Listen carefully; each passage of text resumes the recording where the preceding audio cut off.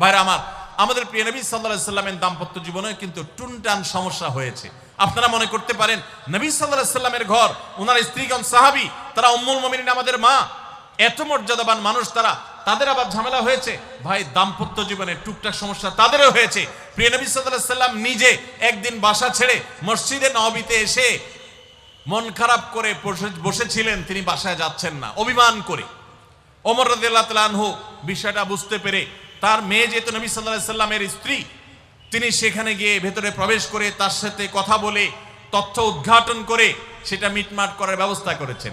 স্বয়ং নবী করিম সাল্লাল্লাহু আলাইহি সাল্লামের জামাতা, ইসলামের চতুর্থ খলিফা আলী রাদিয়াল্লাহু তাআলা আনহু, তার মতো এত মর্যাদাবান মানুষ, তার ঘরে স্ত্রী হিসাবে আছেন কে? মুহাম্মদ সাল্লাল্লাহু আলাইহি সাল্লামের মেয়ে, জান্নাতে নারীদের সর্দার ফাতেমা রাদিয়াল্লাহু তাআলা আনহা।